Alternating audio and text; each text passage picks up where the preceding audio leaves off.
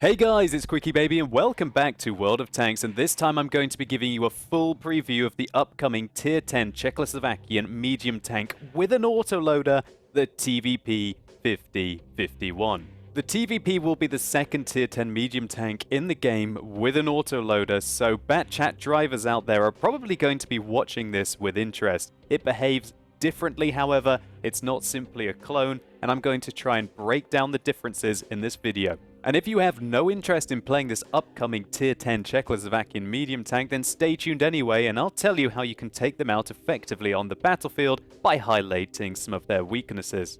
So the TVP T 5051 has the same amount of hit points as a Batchat, a very lowly 1,800. Making the tank a very fragile vehicle that you don't want to take a prolonged beating in. When fully equipped, the vehicle weighs just over 40 tons, and considering this has a monster 1,000 horsepower engine, this tank can shift. It gets a fantastic specific power ratio of nearly 25, which will allow it to frequently get up to its top speed limit of 60 kilometers an hour, which is a big step up over the Skoda T50 at Tier 9, which is limited to 50 kilometers an hour. The vehicle also gets a fantastic traverse speed of 54 degrees a second. Now, it's important also to think about the ground resistances of the TVP. So let's have a quick comparison compared to a plethora of other Tier 10 medium tanks. Well, its performance on hard terrain such as streets and roads is impressive indeed. It's 0.77, which is better than the Batchat,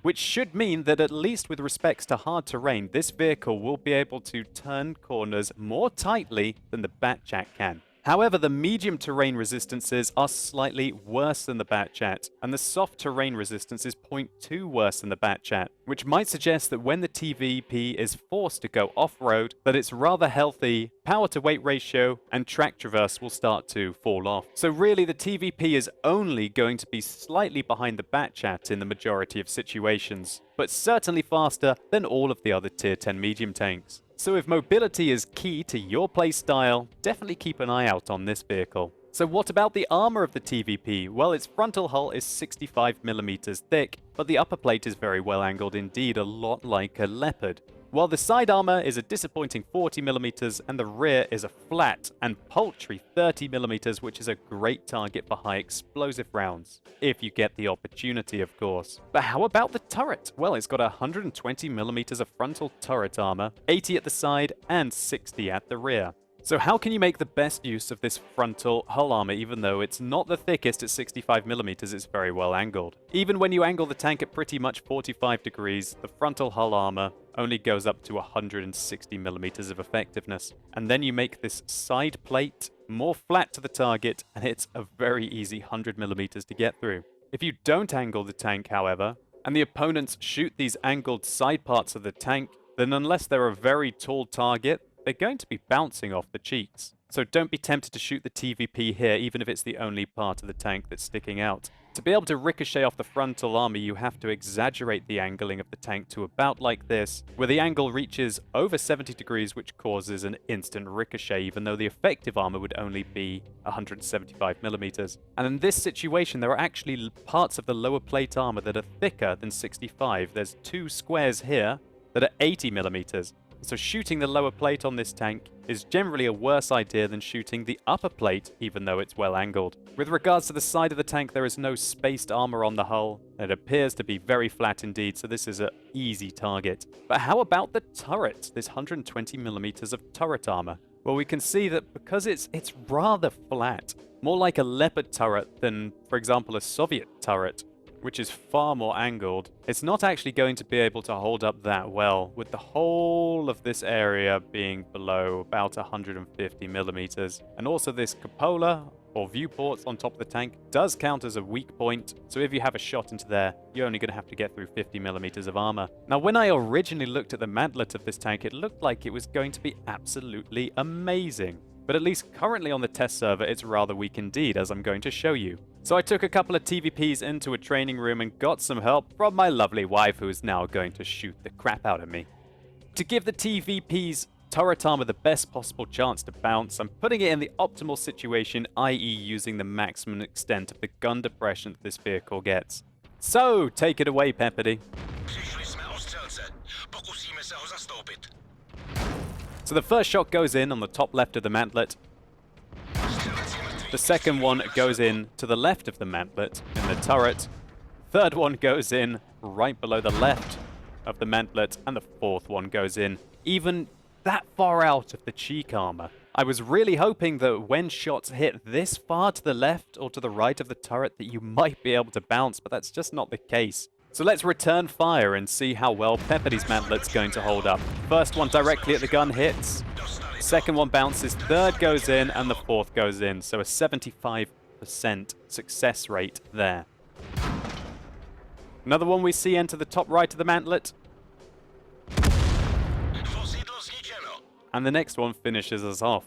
So originally when I was looking at Tanks GG, I thought that the turret armor of this vehicle was going to be rather nice, but unfortunately the 246mm of penetration that the TVP gets is more than enough to butter its way through it at least 80% of the time. So far we've learned that the TVP is the second most mobile medium tank, but its durability and its armor simply won't hold up, especially considering this is a rather large target. And so there's quite a lot riding on the gun performance, and you guys won't be disappointed. This is a very novel feature that's going to be added to the game.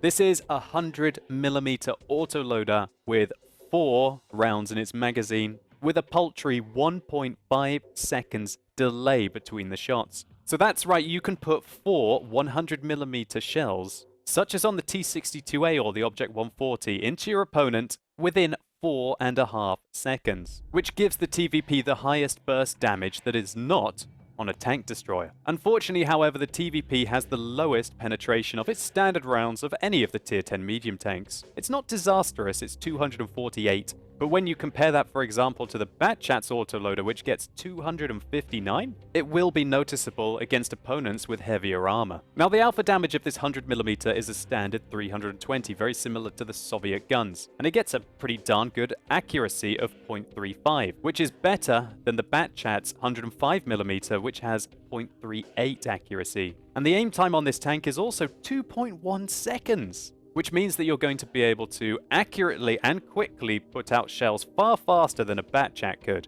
with its 2.7 seconds aim time. Now, of course, the TVP isn't going to be able to take out an opponent in a single magazine like the Batchat quite frequently can. In a Batchat versus a Batchat, it's quite often who fires first that will take out the opponent, as they only have 1,800 hit points, and if you put every shell in, then you're going to be doing, on average, 1,950. With the TVP, however, if you were to put every single one of its 400mm rounds into the opponent, you're going to do 1,280 damage. But now this is the key difference. Whereas the TVP takes 4.5 seconds from the initial shot to do that damage, the Batchat will take 10.92 seconds, nearly 2.5 times longer than the TVP will to unload its magazine, even though the magazine is only 50% bigger. So to show you the difference between the TVP and the Batchat with regards to DPM over time, I've created a graph to break it down for you.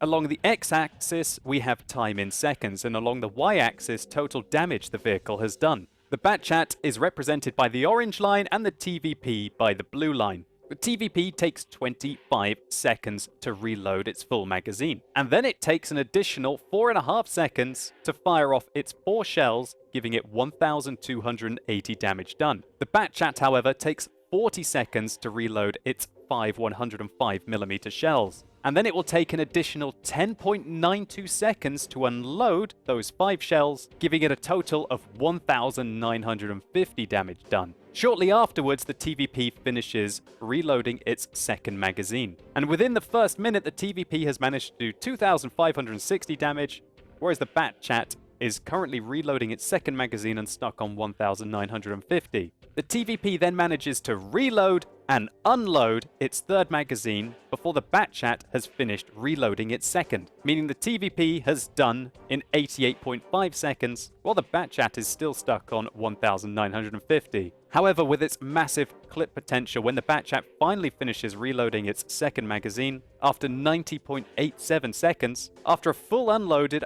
slightly overtakes the TVP in damage done, with 3,900 compared to the TVP's 3,840. However, from here on, the TVP never gets behind the Batchat again with damage, and the graph just keeps going up and up. And so this graph can be used to theorize maybe some of the engagements that you would find in World of Tanks. Let's say, for example, you're in a one-on-one situation with a TVP and a Batchat. Well, the TVP is going to reload first and unload its magazine before the Batchat is reloaded, doing a potential of 1,280 damage done to the Batchat. However then, after 40 seconds, while the TVP is still reloading its second magazine, the Batchat, which is likely to be on about 500 hit points, will be able to kill the TVP in a single magazine, as its potential damage is 1,950, well above the 1,800 hit points that these vehicles both have. And so in a 1v1 situation, if the Batchat manages to hit every single one of its shells,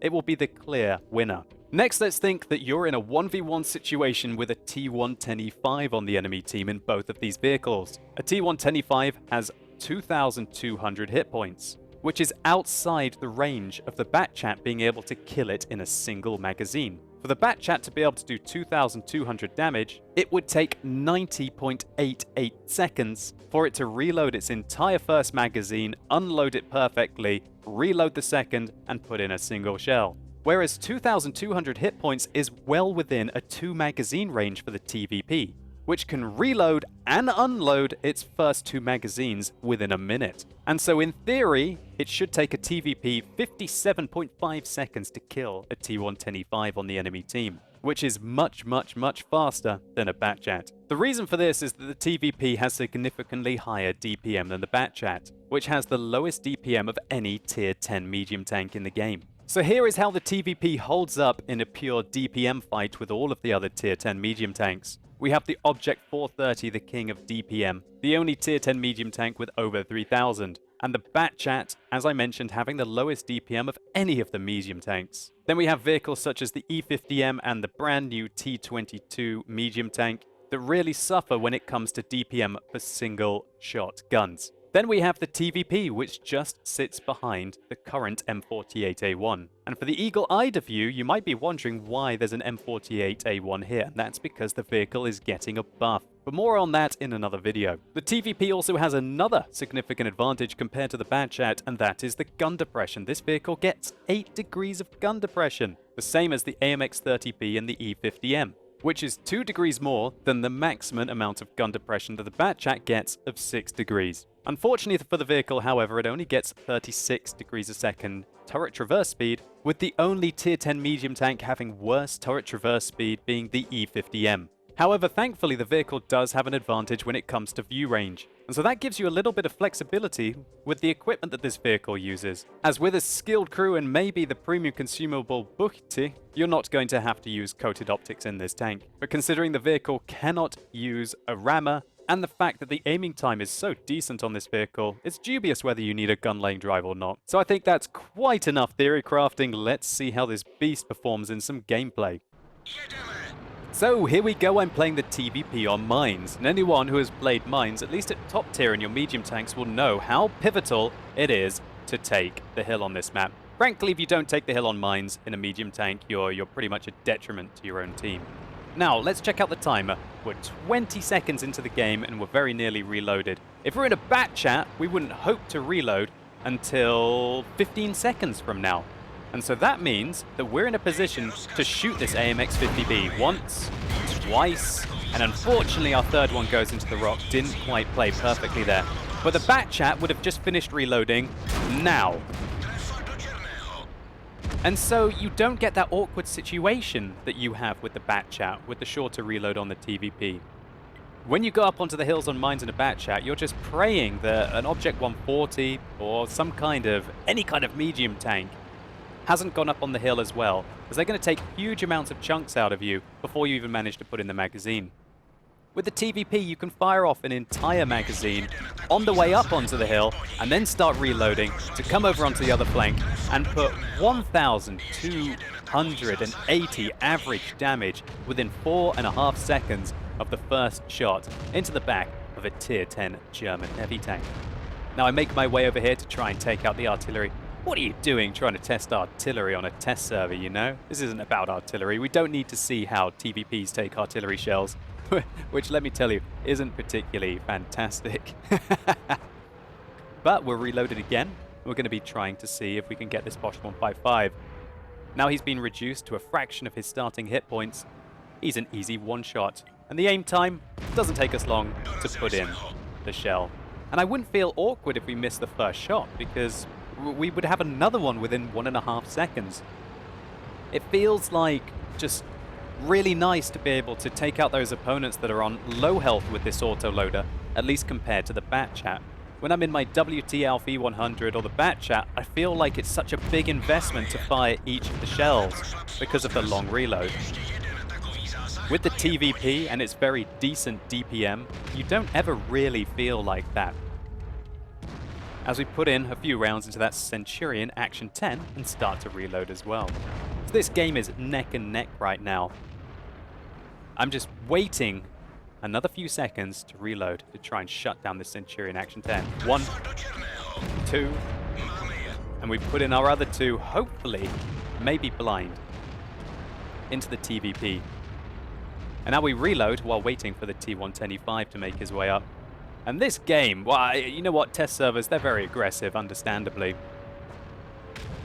But just you wait towards the end. You don't feel like you're doing a lot of damage because obviously the shells seem to go out so fast. So it kind of, you kind of have to pinch yourself sometimes and realize that I just did 1,000 damage to that T10 even though I only managed to penetrate 3 of my shells. Because the rate of fire or the rate of unloading is so fast, you kind of think, well, surely this is a light tank, right? It feels like I'm unloading a Walker Bulldog, and every time I shoot something with a Walker Bulldog, I do 150 damage. Well, that's not right. It's the equivalent of a T62A with an autoloader right now. 2, 3. And we managed to shut down that TVP together. That guy had a very bad day. Pretty much full health as he came at us there, and 2 TVPs unloading at a TVP. That's never going to go well for the guy who's outnumbered.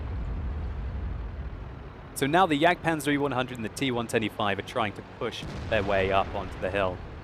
And I'm going to try and get into a position where I can support my team. 1 into him. And then I'm cheeky and I come out. I see a T49. 1, 2, 3. And I absolutely love tracking vehicles in this machine. Oh god, there's another TVP coming. Are we going to be able to get away from him? Just get an idea of the mobility of the TVP here, how you're able to get away from your targets. I need to get behind some cover quickly. Oh, he hits me in the turret. Or maybe actually that was the hull as he damaged our fuel tank. And right now I'm panicking a little bit. I don't want to get shot by the T10. I didn't feel very comfortable. The T10 missed, so I decided to take my chance and to get across the IS-4 to be able to take on the enemy TVP. But he's hiding. Oh no, what a disaster. I'm a single shot, and that allows him to come round the corner and to finish me off. From here on, the battle is fairly uneventful. The enemy TVP tries to come up behind the E100, who rams the enemy T10, and our Batchat, who's here, manages to shut down the TVP that's unloading on him, and then get into position to finish off that T10. So this was a fantastic game for our TVP. Fair enough, I made a tiny little mistake at the end that cost us being able to get through it alive, but I thought this replay was very representative of the differences between the Batchat and the TVP. At the start of the game, we were reloaded and able to engage that AMX-50B as we were going up onto the hill. And then thanks to our DPM advantage, we were able to get into position and comfortably use the 8 degrees of gun depression that this vehicle gets to hunt some shots into Tier 10 heavy tanks. I feel much more comfortable spreading my shells with the TVP than I do with the Batchat, as each one just feels less significant and feels like a finer tool for doing the job. When your alpha damage is 320 rather than 390, and you reload so much faster, it doesn't feel like such a waste when you shoot a tank that maybe has 100 hit points. Which makes the Tier 10 Czechoslovakian medium tank a serious threat on the battlefield. It just feels so much more precise with its engagements, more controlled, and more able to respond to how a situation develops. So let's just take a very quick look at the post-game stats. So we picked up a high caliber and a Confederate medal for this game, which was 7,787 damage, over double what the bat chat was able to do. We had enough time in this short round to fire 28 shells, of which 25 hit, and of those 25 penetrated our targets. Our armor, however, didn't hold up very well. 6 hits, 6 penetrations, and dead. I honestly can't believe the amount of damage that we were able to pull off in such a short time in this tank. Something that I could have never have done in the bat chat, or I think any vehicle in the game without getting ridiculously lucky. And so that makes me very excited for the release of the TVP T5051, which I think is going to be an absolute monster in the hands of a capable player in the random queue. However, I think this will be quite a tricky tank to play. It's very easy to get yourself into trouble with the high mobility that this vehicle gets, and considering that your tank is so large and fat, and that its armor barely works, it's a recipe for disaster for an inexperienced player. Nevertheless, if you guys like autoloaders, this might well be the vehicle for you. And if you guys hate autoloaders, well, hopefully this video has let you know a few tips and tricks about what to watch out for when the TVP hits the battlefield in patch 9.13. And so hopefully you guys enjoyed this video. If you did, or maybe it was just useful to you, please do consider giving a like down below. It really helps the channel out. And if you want to see a preview of the full Czechoslovakian tech tree, then simply click through up here or use the more info icon in the top right hand corner of your screen, where you can find out my initial thoughts about which vehicles are most likely to be strongest, and maybe which ones that you want to try and avoid or simply just grind through. And as always guys, thank you so much for watching. You've been epic, and hopefully I'll see you soon.